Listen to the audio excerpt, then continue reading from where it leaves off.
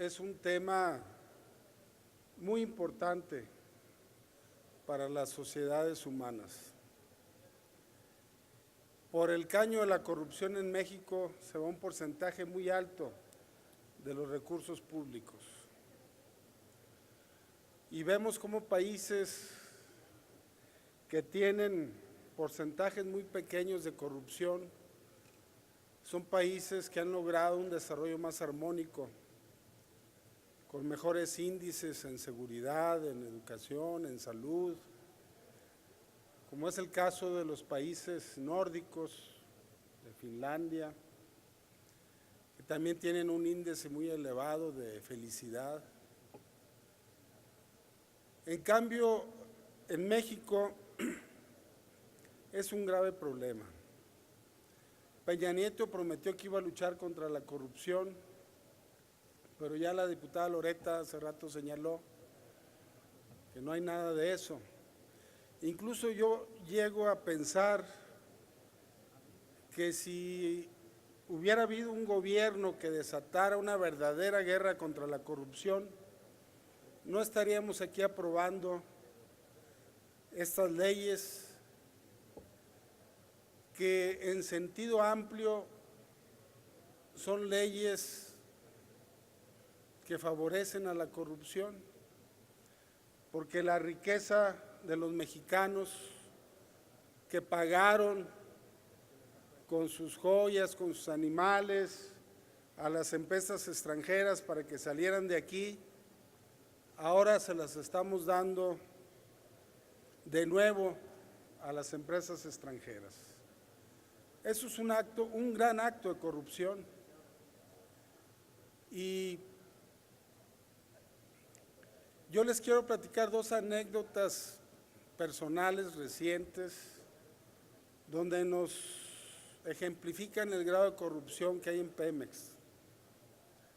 Hace poco, algunos meses, junto con algunos diputados de diferentes grupos parlamentarios de la Comisión de Marina, fuimos a las plataformas petroleras de Campeche.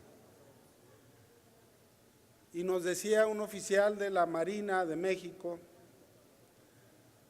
que habían detenido en varias ocasiones algunos barcos que iban a las plataformas marinas a abastecerse de petróleo y que les decían los que iban en el barco, pues no tiene caso que nos detengas, al rato vamos a salir.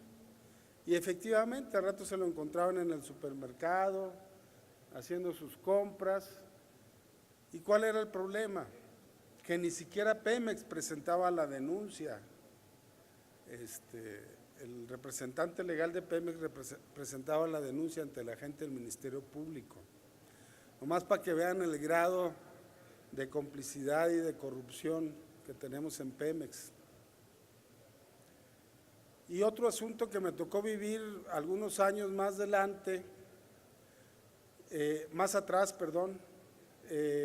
unos empresarios de Monterrey me pidieron que los presentara con el presidente de PDVSA, Petróleos de Venezuela, porque querían comprar gas directamente a Venezuela por lo caro que está el gas aquí en México. Y teníamos la fortuna de conocer al que había sido director de PDVSA y en ese momento era secretario de Energía, que había sido dirigente de un partido hermano, el PPT, Partido Patria para Todos. Fuimos, lo presentamos, se pusieron de acuerdo, iba a regresar el empresario en un mes y medio con un plan ejecutivo, un proyecto ejecutivo. Y pues como a las 3 semanas su avión particular se cae y muere.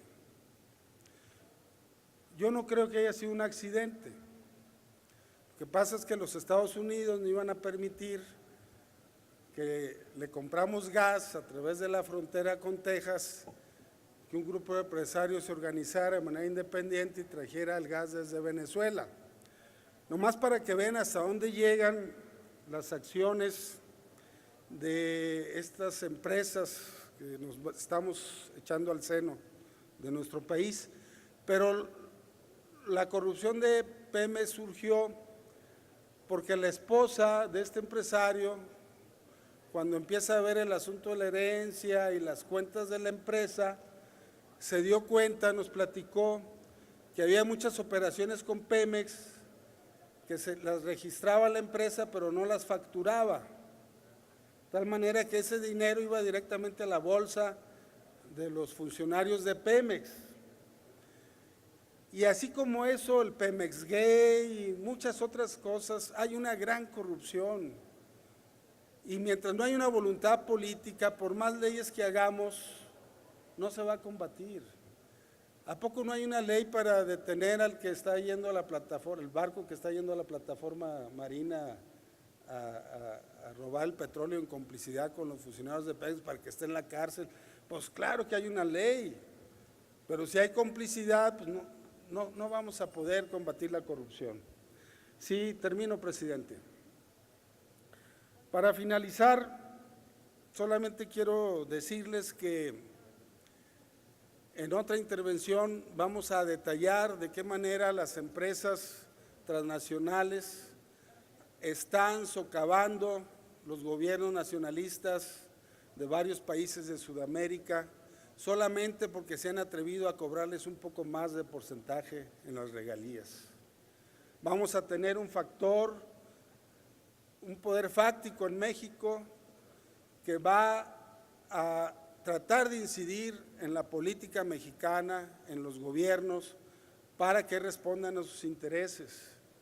Y eso tiene mucho que ver con el futuro que nos espera una vez que aprobemos estas leyes. Es cuanto, diputado presidente. Gracias, diputado. Tiene la palabra para presentar